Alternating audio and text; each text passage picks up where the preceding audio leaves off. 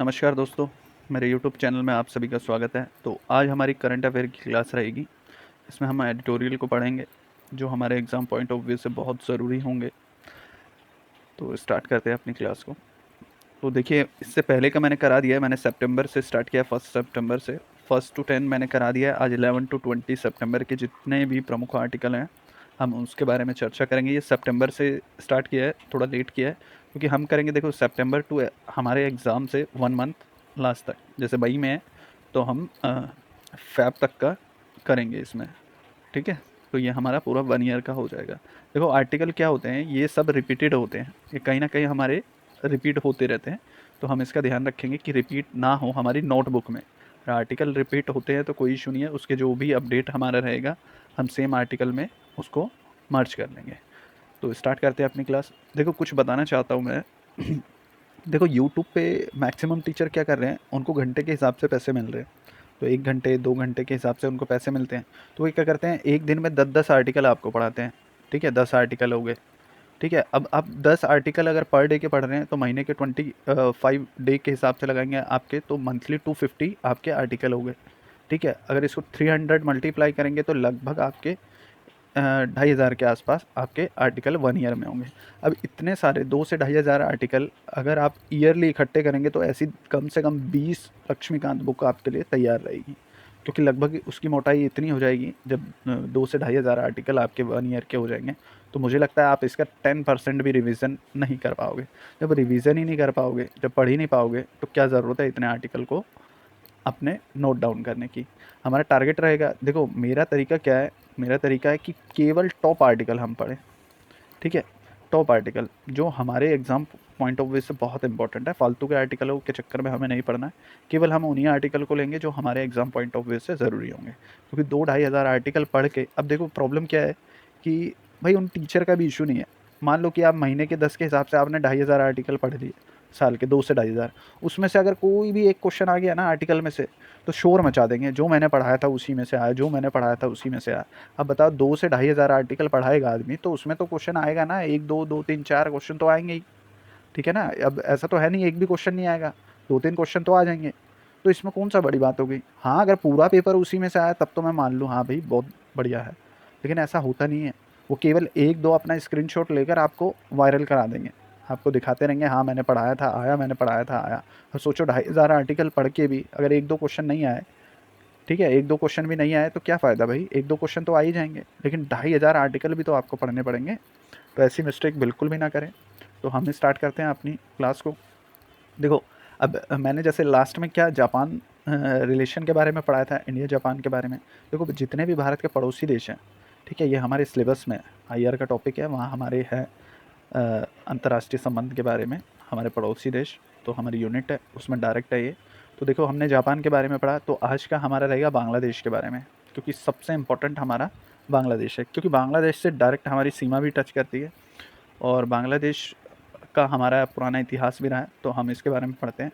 तो इसको लेकर कुछ हमारे डिस्ट्रीब्यूट भी है, विवाद भी हैं, उसके बारे में भी हम चर्चा करेंगे। देखो, ओवरऑल क्या है, देखो मेन क्या होता है, मेन चीज़ आपको पकड़नी है भारत और बांग्लादेश, ठीक है, ये पढ़ना है। अब इसके पीछे क्या आती है, चर्चा आ जाए, संक्षिप्त में वर्णन लिखो, संबंध क्यों खराब हो रहे हैं, संबंध को कैसे अच्छे बनाएं, तो ये सब पीछे लिखा है। लेकिन मेज़र क्या है, मेज़र मेज़र यही रहेगा, भारत और बांग्लादेश, ठीक है। तो आपको मेज़र पे ध्यान देना। अगर ये एक एक क्वेश्चन पढ़ोगे ना, चर्चा कीजिए, संबंध क्या है, अंतर क्या है, क्या प्रभाव पड़ेगा, ठीक है, ये सब पढ़ोगे, ये नहीं पढ़ने का होता। केवल आपको सिलेबस के पॉइंट ऑफ व्यू से केवल ये पढ़ना है, भारत और बांग्लादेश, ठीक है। इसको आगे पीछे तोड़ मरोड़ के, हम इतने तो एक्सपर्ट हैं, इतना तो हमने पढ़ लिया है, वो क्वेश्चन के हिसाब से हम अपने आप सेटल कर लेंगे।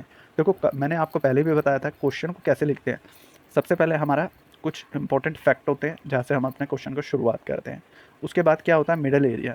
मिडल में क्या करेंगे, हम जो टू द पॉइंट क्वेश्चन में पूछा गया है हम उसको लिखेंगे, ठीक है। और लास्ट में हम कंक्लूजन डाल देंगे, टोटल ओवरऑल क्या है। इस तरीके से 3 स्टेप में हम अपने क्वेश्चन को कंप्लीट कर दें। देखो क्या है, मैं आपको क्लियर बता दूं। देखो, यूपीएससी का क्या है, केवल हमें लिखना कितना है, 150 से हमें 250 के बीच में लिखना है। तो हम इतना ज़्यादा क्यों पढ़ें, केवल हमें 150 250 के बीच में अपने आंसर को रखना है। तो हमारा टारगेट यही रहेगा ना कि हम इनको पढ़ें बस। देखो, ये बहुत सारे टॉपिक हमने दिए हुए हैं, ये बहुत सारे टॉपिक है, लेकिन इसमें से अगर हमें कम से कम 5 से 6 भी याद रहते हैं ना एग्ज़ाम में, तो हमारा बड़े आराम से बहुत बढ़िया एग्ज़ाम जाएगा। इनमें से केवल 5 से 6 हम याद रखते हैं, लेकिन हम ज़्यादा रखेंगे क्योंकि उस टाइम में हो सकता है 1-2 हम स्किप भी कर जाएँ, भूल जाएँ, याद ना रहे, तो हमारा इस तरीके से क्लास रहेगी। तो स्टार्ट करते हैं भारत और बांग्लादेश के रिलेशन पे।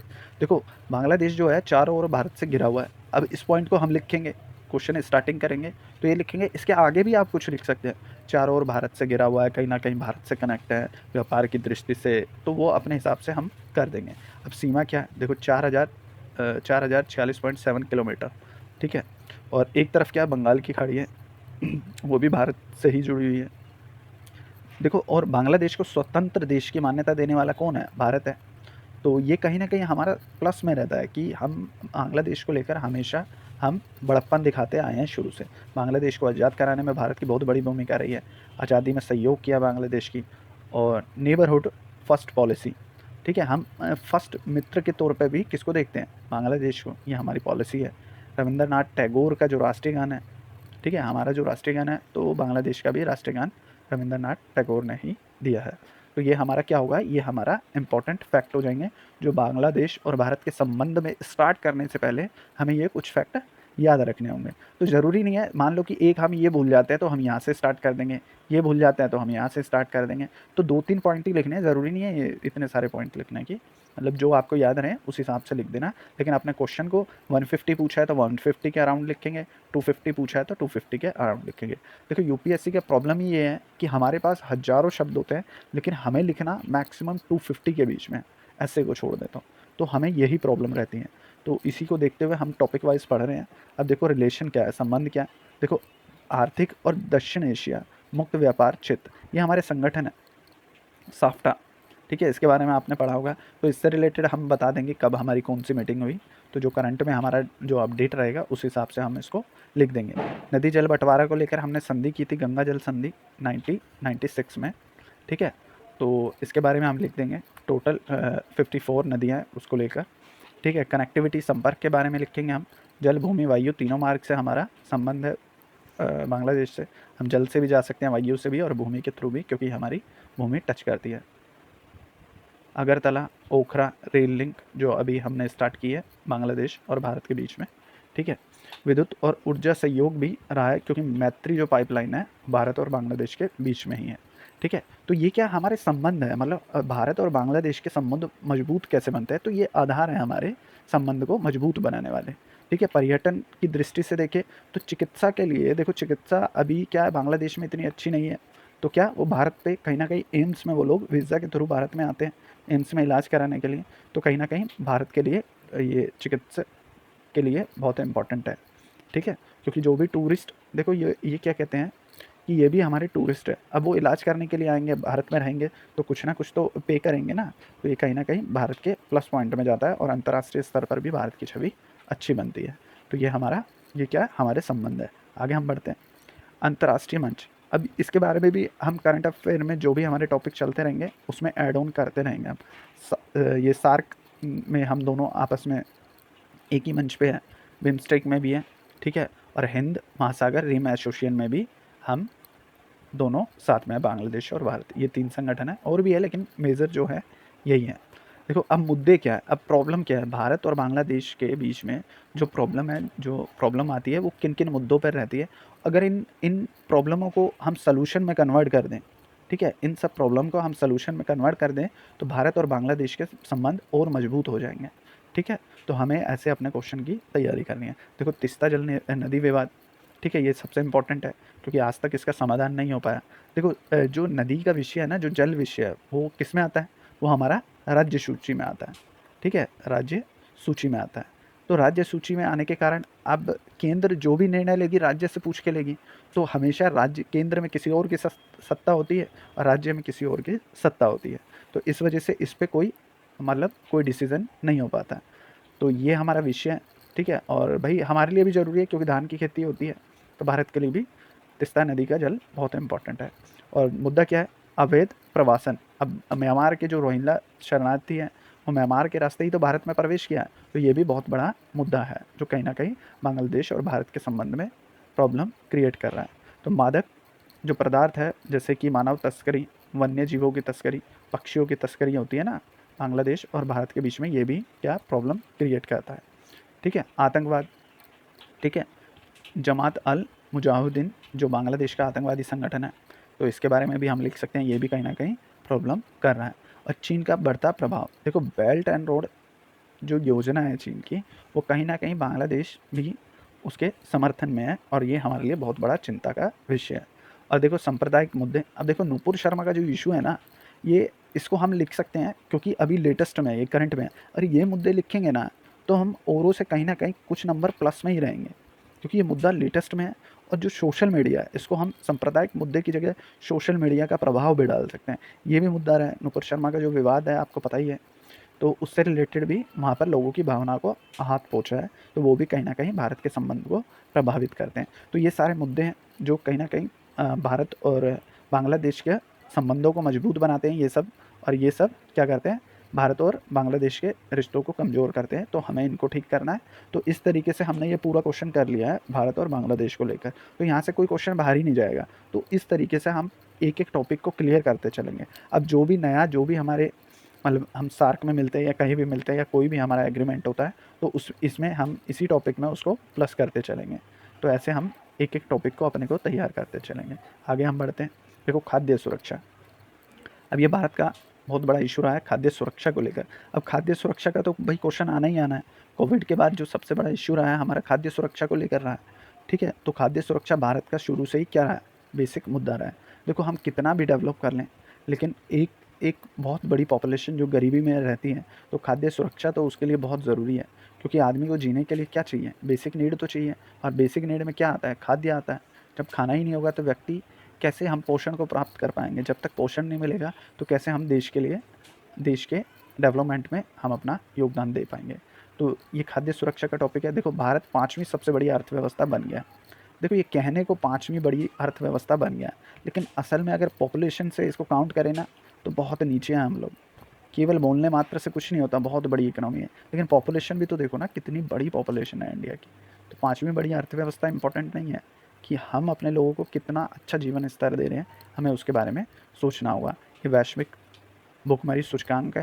देखो ये पुराना है, इसको अपडेट कर लेना। अब 107 हो गया, तो इसको अपडेट कर लेना। तो इसके बारे में भी हम लिखेंगे। खाद्य एवं कृषि संगठन के बारे के अनुसार 2021-22 में खाद्य मूल्य सूचकांक में 30% की वृद्धि हुई है। ठीक है, 30% की वृद्धि हुई है। सार्वजनिक वितरण प्रणाली पीडीएस और राष्ट्रीय खाद्य सुरक्षा अधिनियम भारत ने बनाया 2013, तो वो भी कहीं ना कहीं सपोर्ट करता है भारत की खाद्य सुरक्षा को लेकर। देखो खाद्य सुरक्षा क्या है, अब ये क्वेश्चन आ जाए तो सबसे पहले हम डिफाइन करेंगे ना कि खाद्य सुरक्षा है क्या। तो हमने 3 टॉपिकों में इसको डिवाइड कर दिया। देखो उपलब्धता, उत्पादन है, आयात है और भंडार है। तो ये तो हमारा उत्पादन हो गया। ठीक है, पहुंच, अब लोगों की पहुंच होना भी तो ज़रूरी है। व्यक्ति की पहुंच है या नहीं ये भी डिपेंड करता है। अब वही नेता में क्या होता है, पूर्ति और व्यक्ति की खरीद सके। देखो अब हमारे पास भंडार है, सब कुछ है, लेकिन जो व्यक्ति के पास पैसे ही नहीं है, वो खरीद ही नहीं सकता, तो ऐसी आपूर्ति का हम क्या करेंगे। तो खरीद करने में सक्षम है या नहीं व्यक्ति, तो ये भी डिपेंड करता है। तो खाद्य सुरक्षा में वर्तमान में अब जो इश्यूज़ हैं, वर्तमान में क्या क्या हमने किया है उसके बारे में दो, ये कॉन्स्टिट्यूशनल प्रावधान है आर्टिकल 21, जो क्या बताता है हमें, सम्मानपूर्वक जीने का अधिकार। तो कौन देता है, यही देता है। और खाद्यान्न क्या है, भोजन क्या है, सम्मानपूर्वक जीने के अधिकार में हमारा आता है। बफर स्टॉक, एमएसपी पे क्या होता है, सरकार खरीदती है तो उसका स्टॉक बना रहता है। सार्वजनिक वितरण प्रणाली, तो राशन की दुकानों से पीडीएस के थ्रू ये राशन पहुँचाया जाता है। ठीक है, अभी फ़िलहाल में जो पॉलिसीज़ है उसके बारे में हम चर्चा कर रहे हैं कि कैसे हम फूड सिक्योरिटी को के ऊपर काम कर रहे हैं। राष्ट्रीय खाद्य सुरक्षा अधिनियम 2013, ठीक है, ये भी अब इसी में क्या होता है, राष्ट्रीय खाद्य सुरक्षा अधिनियम 2013 के थ्रू क्या कर रहे हैं हम, देखो शहरों में 75% और गाँव में 50% का दायरा है इसका खाद्यान्न का। तो अंत्योदय अन्न योजना, गरीबों को 35 किलो परिवार को क्या दिया जा रहा है, राशन, प्रति किलो 5 किलो दिया जा रहा है। राशन कार्ड धारकों में 18 वर्ष से ऊपर होनी चाहिए एज, और अब जो महिला होगी उस महिला के आधार पर उसका कार्ड बनता है। 6 से 14 वर्ष के बच्चों को निःशुल्क आहार दिया जाता है आंगनवाड़ी में। तो ये हमारे क्या है, खाद्य सुरक्षा को लेकर ये भारत क्या कर रहा है, ये सुधार है भारत की तरफ से जो कर रहा है। अभी हमारे पास क्या चुनौतियाँ हैं, अब भाई प्रॉब्लम तो है ना, जिनको लेकर आगे हमें और अच्छा काम करना है। तो प्रॉब्लम क्या है? मृदा स्वास्थ्य में गिरावट। देखो खाद्य सुरक्षा को लेकर देखो सबसे बड़ी प्रॉब्लम क्या है? अब फर्टिलाइज़र यूज़ करने से क्या हुआ है कि मिट्टी की जो उर्वरकता है वो धीरे धीरे समाप्त हो रही है। तो हमें इसको ठीक करना है। किसको? मृदा के स्वास्थ्य की गिरावट को हम ठीक करेंगे, तभी तो हम पैदावार बढ़ा पाएंगे। आक्रामक खरपतवार, तो कीड़े ये सब लोग क्या है, मर रहे हैं। ठीक है, ये मरेंगे तो क्या होगा, कहीं ना कहीं नुकसान होता है उसको भी। कुशल प्रबंधन ढांचे का अभाव। देखो मैनेजमेंट नहीं है। किसान देखो एक पढ़ा लिखा वर्ग बहुत कम है। अब तो पढ़े लिखे लोग भी किसानी में आ रहे हैं, लेकिन किसान जो वर्ग है कम पढ़ा लिखा है, तो वो मैनेजमेंट अच्छे से नहीं कर पाता है। तो ये बहुत बड़ी प्रॉब्लम है, इसको भी हमें ठीक करना है।